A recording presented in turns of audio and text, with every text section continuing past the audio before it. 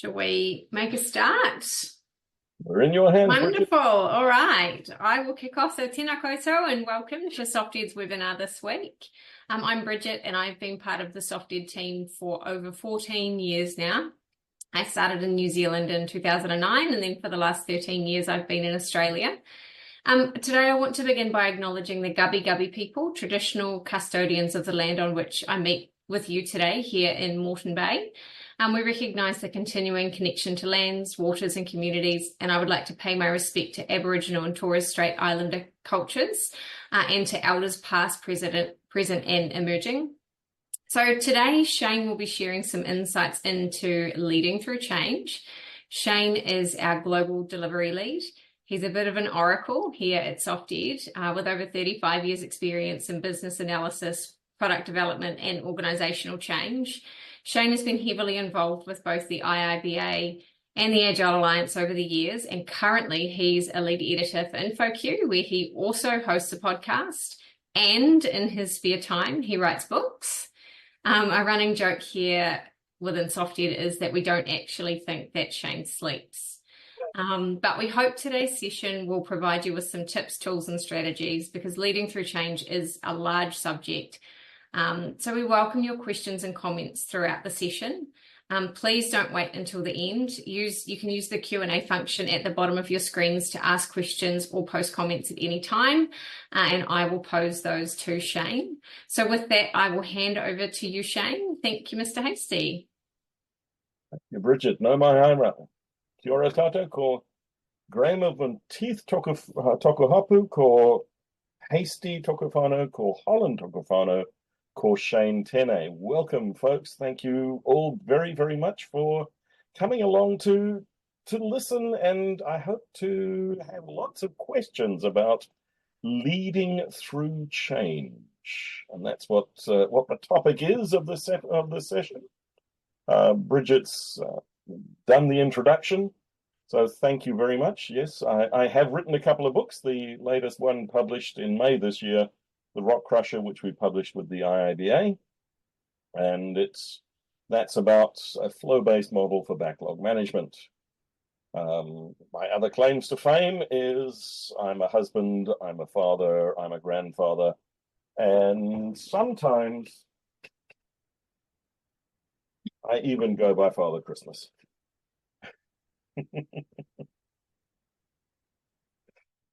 Oh boy, dealing with the pace of change in today's world. Change is our reality. Change is the norm in today's world. And honestly, change has been the norm in human society from time immemorial.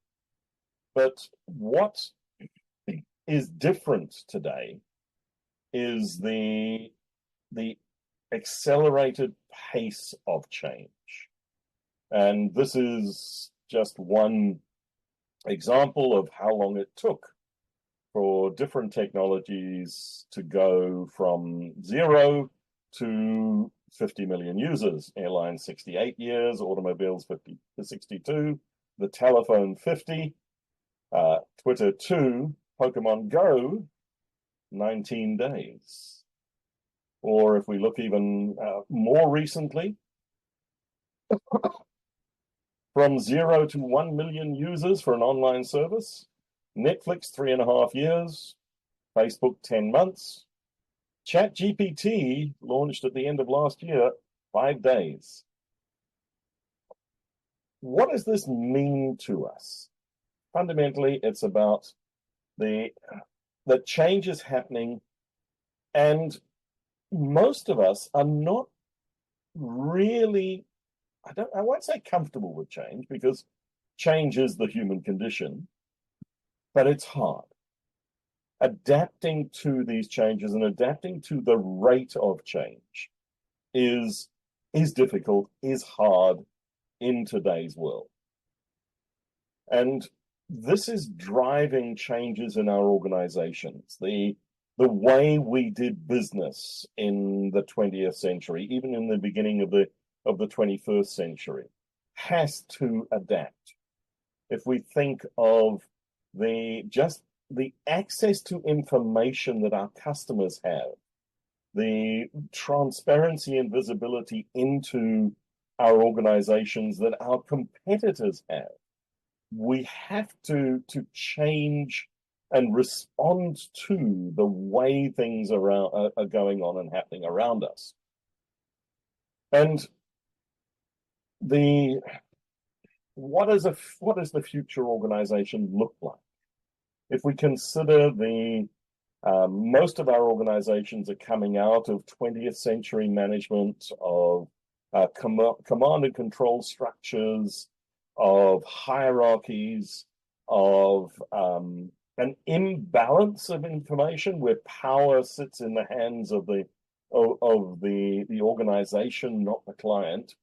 We're completely inverting all of this.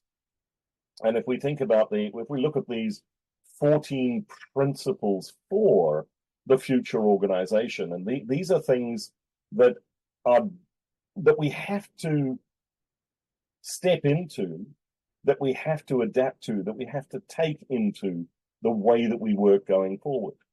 The globally distributed organization with smaller teams. We don't need 1,000 people working on a single product. We've got tools and tool sets. We've got things today like generative AI, which can accelerate the way that we work and enable us to have smaller teams, but those teams are going to be geographically much more distributed. The shift from in-person to remote work hasn't and is not going to change. There are a few organizations that are saying, yes, you've got to come back to the office, but what's really happening there is they're losing good people, because the studies tell us that we want to have flexibility in our way of working. That doesn't mean everyone wants to work remotely all the time, but we want the flexibility and the choice. And it is totally pointless, and yet I've seen it happen. People required to come to an office and then spend 6 hours on a Teams call or a Zoom call. And we resent that. We actually push away against it, and organizations lose people because we have this much more connected workforce. We're able to, and the technologies are things we can take advantage of. This concept of intrapreneurial, where we're bringing innovation from the inside. We're actively looking for innovations inside our organization and from our teams. It's no longer the skunk works project over on the corner. It's everybody in the business is expected to and needs to come up with good ideas. And even the biggest organizations operating like small companies, nimble, agile, adaptive, quick to respond. Interestingly, focused on the want instead of the need. It used to be that we would define what our customers need and we would build to that need. Today, just meeting a need gives you no competitive advantage. We have to consider the delighters. We have to consider the things that will make a difference and make our customers excited about our products. And whomever your customers are, we need to consider that. Our organizations need to be constantly able to adapt to change. And this concept of innovation everywhere. At a tactical level, we run in the cloud. Those cloud services, and that's part of that connected workforce. We're also seeing significant changes in the diversity and inclusion in our organizations. Many more women in senior management role, more openness and more inclusive organizations. We've got a long way to go yet, but we are getting better. And that comes too with a flatter structure. The hierarchies get in the way. So how do we flatten our organizations to enable information and knowledge to flow rapidly? And that knowledge is now embedded often in stories. And it's the stories that create our culture or that guide our culture. We democratize learning. Learning is not the purview of a small group of R&D folks. Learning is a competency that everyone in the organization needs to have. We talk about the learning organization. That's not the business that's doing it, it's the individuals, every person in the organization learning, unlearning, and relearning. The shift, and this is the part of the social shift, the shift from profit to prosperity. Profit, to quote Frederick Laloux, profit is like oxygen. We need it in our organizations to survive, to keep us running, to keep us breathing, but it is not the driver, not the goal of the organization. And more today, we're seeing organizations that have a genuine interest in social good and social outcomes. And our customers expect that of us. Our employees expect that of us. So how do we contribute to prosperity for society while making a profit? And the organization needing to adapt constantly to the needs of the future employee and the future manager, who do have different needs, different drivers, different motivators. And we can look at the generational impacts or whatever, but the people in the workplace today have stronger social conscience, have a need to align with a purpose that is bigger than ourselves.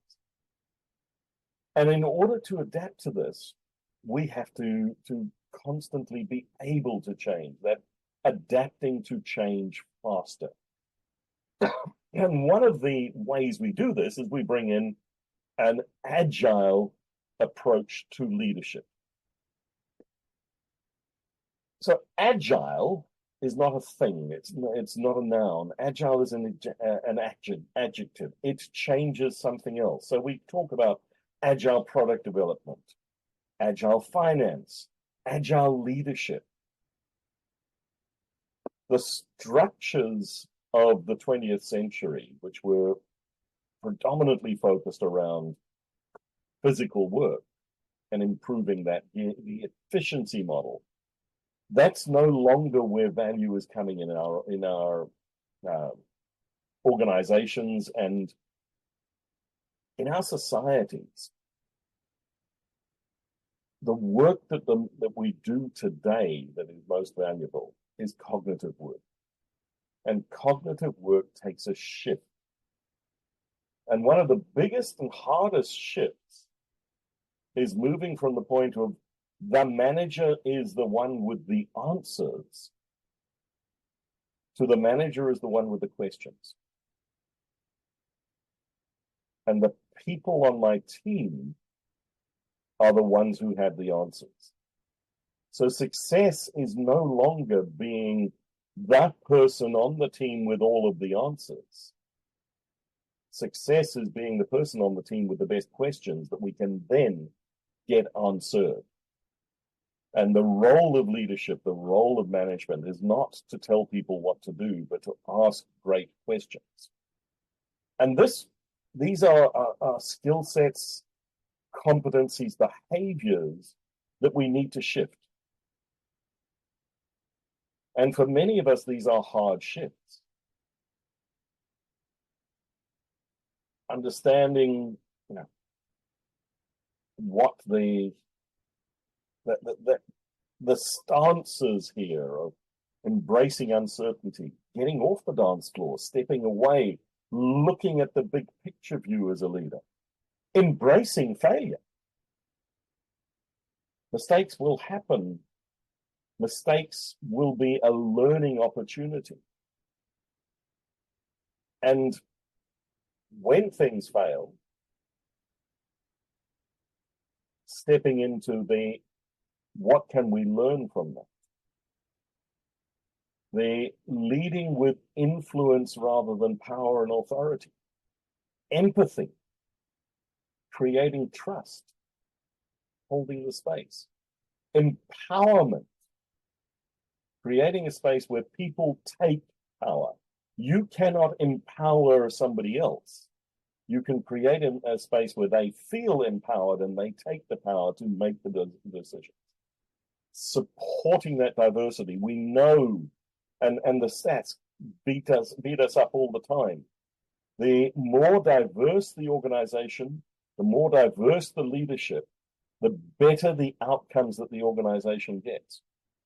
And yet, we still haven't managed in most of our organizations to truly become, to be representative of the diversity in our societies.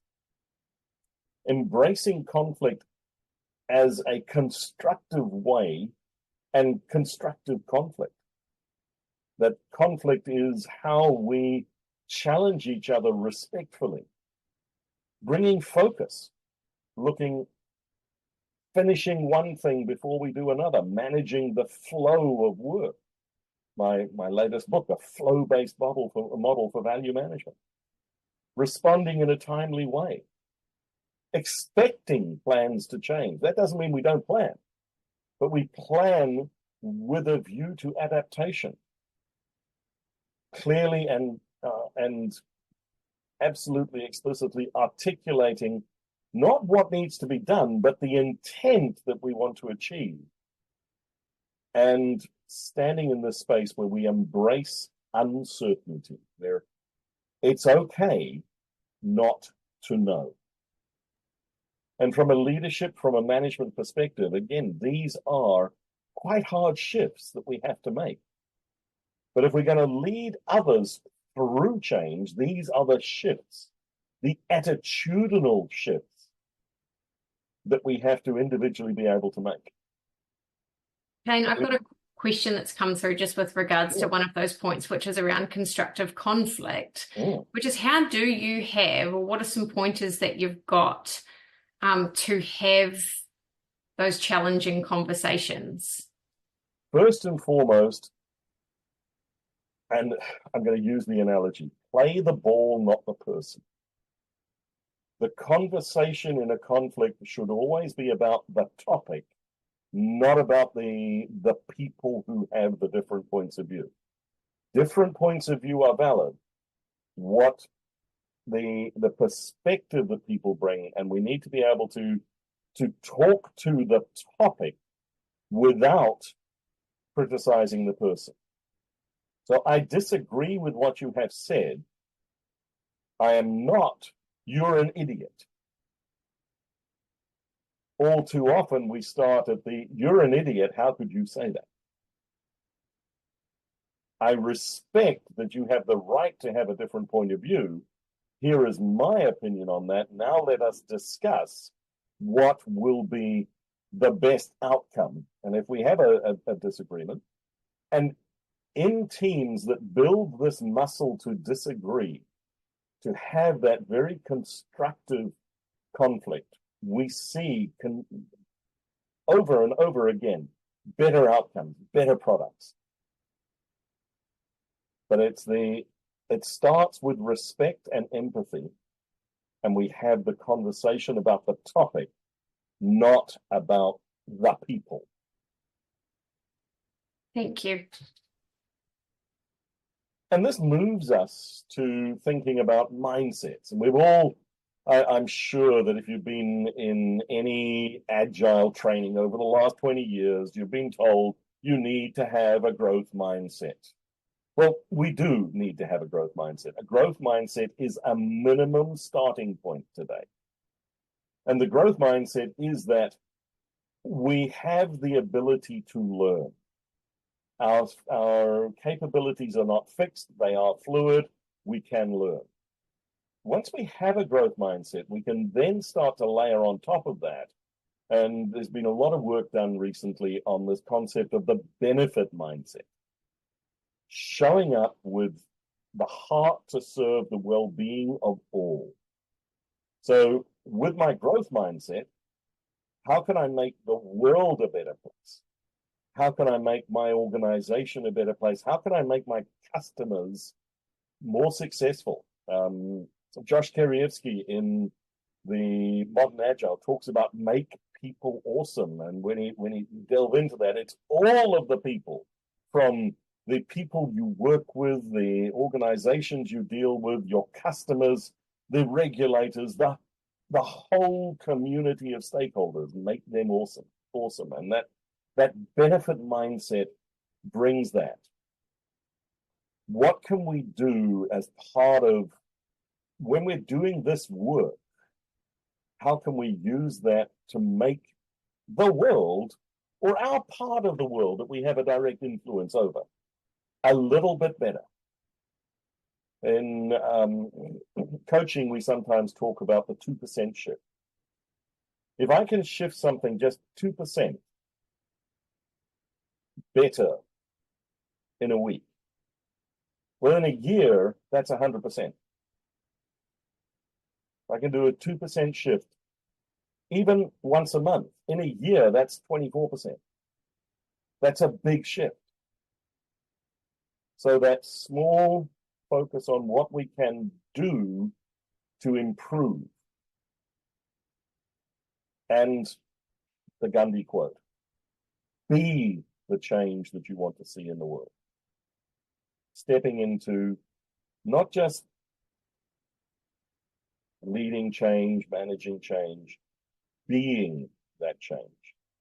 And sometimes it's about, I'm uncomfortable doing this, but I'm going to do my best. And I'll make mistakes. And I'll learn from those mistakes, and that's okay. And we'll step into the next piece. The unit of value delivery in our organizations today is almost always the team. And we've seen and heard a lot about the need for psychological safety and the Amy Edmondson's work on high-performing teams and the Google studies, and we know that it is important to get high-performing. But if we want to really support change as a constant behavior and as a fact of life in our organizations, then we've got to step beyond just a high-performing team. And Diana Larson and Tricia Broderick talk about in their book, Lead Without Blame, creating this resilient learning team, teams that are constantly comfortable to learn, unlearn, and relearn, where it is safe within the organization and safe within the team, where they support each other to adapt and respond. So going beyond the high-performing self-organizing team that takes shared responsibility of ownership and delivering outcomes, absolutely, that's the foundation to become a resilient learning team and adapting to the constantly changing realities that we live in. And again, it's a shift. It's a step beyond what we've thought about as, oh, what's good? Well, yeah, high-performing, self-organizing collaborative teams, absolutely key in the 21st century. If you want to excel, how do you create an environment, resilient learning teams? And this is about knowing what matters to people. And if we think of the knowledge worker environment, and we're almost all knowledge workers today, what are the things that really matter? And it's the stuff on the right-hand side there. What is sad is so many managers and entrenched in many organizations is what they believe will be the productivity metrics, the productivity drivers, the things on the left, where actually what matters is collaboration, mastery, trust, belonging, autonomy, a shared vision and purpose. And oh, by the way, a decent salary is important. But for the vast majority of us, it's table stakes. I can get the same decent salary somewhere else. why would I stay here, is about those things on the right.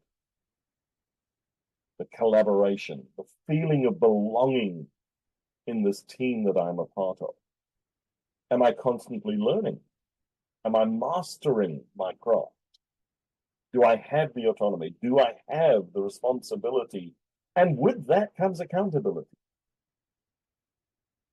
And do we have an absolutely clear shared vision and purpose that I am aligned with? And that shared vision and purpose is crucial to bring us, again, to leading through change, creating those resilient learning teams. And this talks to the need to lead rather than manage. Change management, something we've got. Many organizations have structures for it. I've lost count of the number of agile for product development adoptions that I've seen that have been defined as a waterfall project plan. We're going to train this many people. We're going to roll out this framework. We're going to put in this set of metrics. And we're asking people to step into a space where they are learning and adapting and responding, but we're using a predictive mechanism to try and do it. Whereas we should step back and take a change leadership transformational perspective, which is supporting people as they adopt the new ways and think about what will be the best way for them to work, and creating that vision and motivation that moves people, allows people to move themselves from the current state towards the future state. Those big visionary statements that resonate, that are not lip service, but are genuine in the organization. Because we're asking people to change. We're asking our organizations to change. And this is an image that comes from Ahmed Sidki of IC Agile. He talks about culture as the elastic band that is around the elements of the organization. And he breaks it down into these 5 layers: people, process, structure, strategy, and leadership. People and leadership are people. The other parts are mechanics: process, structure, strategy. If we want to change an organization, we want to move from the blue to the green triangle in this image. Well, one of the most common ways we start doing that is we bring in a new process. We're going to adopt one of the agile frameworks, and we're pushing out against the side of the elastic band. If we don't move everything else in parallel, the other elements, then what's going to happen is we'll push out, and that elastic band's going to snap right back. And what we end up with is what I call tragile or fragile implementation. We've now adopted Scrum, perhaps, as a framework, and we're using it for micromanagement.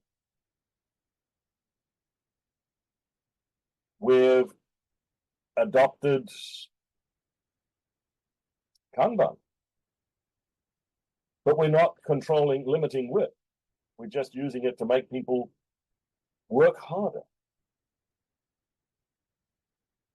Unless we move everything in sync, we move things across a part at the time. And the bits that really shift the triangle, shift the rubber band, are the two at the top and the bottom. If you think about the stance, leadership shifting, and the people shifting, if those two don't shift, then your rubber band is going to slap back every single time. And you'll have the change fatigue, you'll have the cynicism, which is so prevalent in many organizations, and it's valid. Oh, we're doing another transformation, in inverted commas. So last time it was agile, this time it's digital. But all we're doing is changing the labels. We might make a few new roles. We'll take the project managers, we'll turn them into scrum masters. We'll get rid of half of them because one of our goals is to cut costs. But nothing else will change. But if we move the leadership and the people, the elastic band can shift. But we have to be patient. This can take years. Change doesn't happen overnight. That organizational culture shift. But the change we're looking for is the ability to adapt and respond to what is going on around us. And we can build that in. And how do we support the people in our organization to get there? Well, one of the first things we have to do is look to how do we communicate?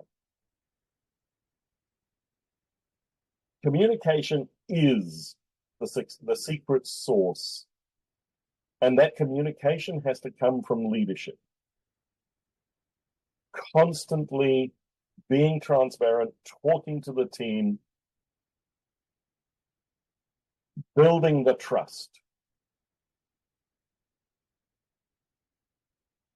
engaging in open dialogue, and now find the balance of not overwhelming people with too much one-way conversation. How do we have, or one-way, I won't call it conversation, monologue. How do we turn that into a conversation where we are genuinely listening to what the people in our team and teams want and need in order to support them as they make change? As a leader, I absolutely have to lead by example.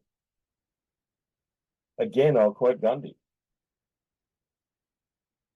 Be the change that you want to see. I love this quote. Be the reflection of what you'd like to see in others. This requires being consistent. It requires being vulnerable. Now, Brené Brown talks a lot about vulnerability, and she makes the point that vulnerability isn't standing up in front of the team and bursting into tears. It's being your authentic self and knowing when to share and being realistic about what level of detail and depth you will share with your colleagues, but certainly being empathic and being somebody that shows up with, yeah, I'm struggling with this just as much as you are. Here's what I'm doing. Here's what I can do to help. And be that example. And from a leadership perspective, provide the resources that people need.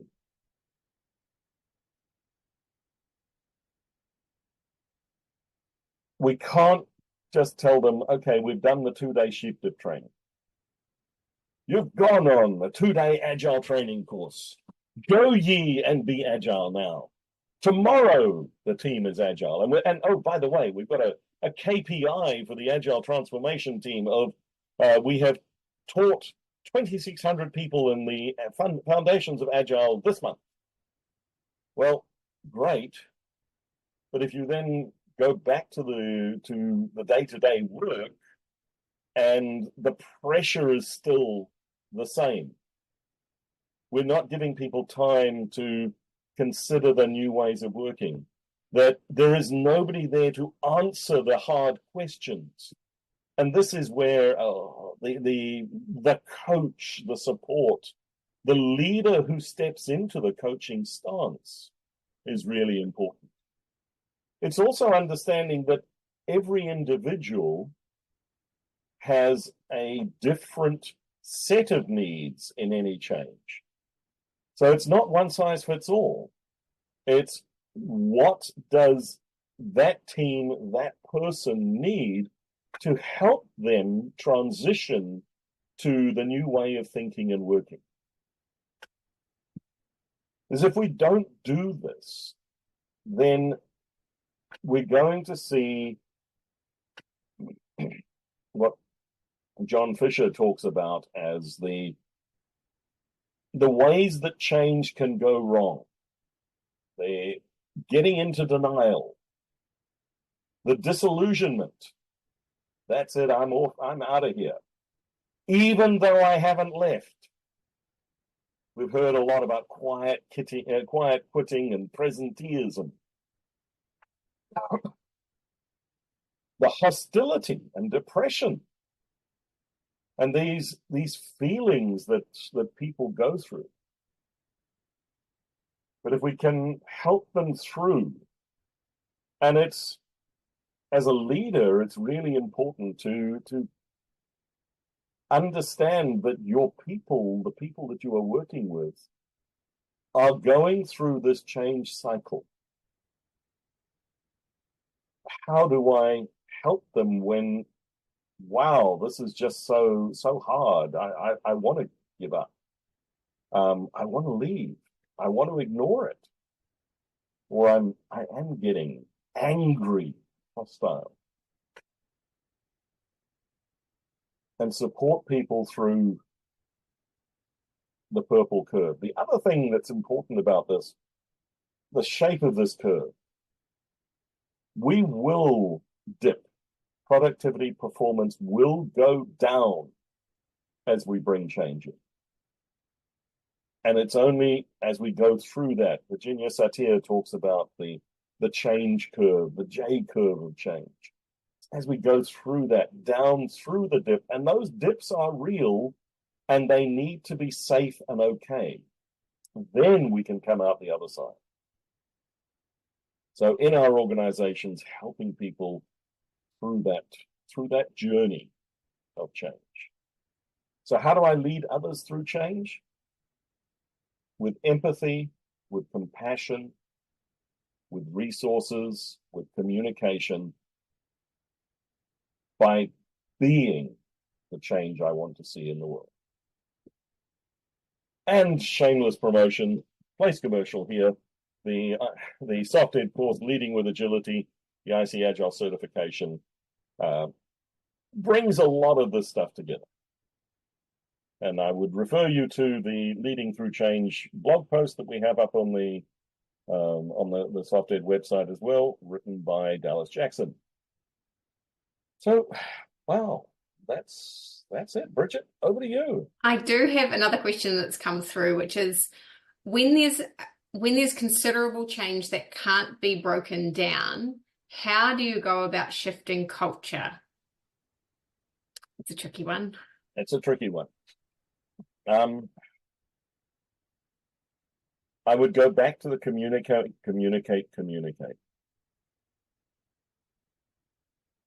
Make it clear why this change is so necessary.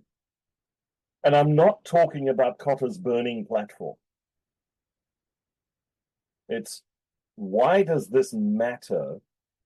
And again, bring it that the empathic communication about it. And if it genuinely does matter, then I'm going to say your people will pick that up. But if it is the veneer, if it is we're doing this because some consultant said to do it, even if that consultant works for Soft Ed, and there's no genuine need for that big change that is being inflicted, yeah, then I'm going to say your people are going to be skeptical and you should maybe reconsider the change you're making. Yep. Thank you. It doesn't look like there's any other questions coming through, so we might wrap it up there. But thank you so much, Shane. That was a really informative session. And thank you to everyone who came along today as well. We hope you found the session useful. You'll receive an email from us in the coming days, and that will have a recording of the session today, and a copy of the slide deck for your reference as well. If you've got any questions at any time, please feel free to reach out by email to the SoftEd team. The best email address is info@softed.com. Or when the email comes out to you in the next few days, you can respond to that email as well. So thank you again, everybody. Enjoy the rest of the week. And also, this being the last webinar for the year for us, from the entire SoftEd team and our wider skills development group, we want to wish you all a safe and happy time over the festive season. So Merry Christmas and Happy New Year, and we look forward to working with you and seeing you at some of our events in 2024. Thank you, everybody. Thanks. Bridget. Thanks, Shane.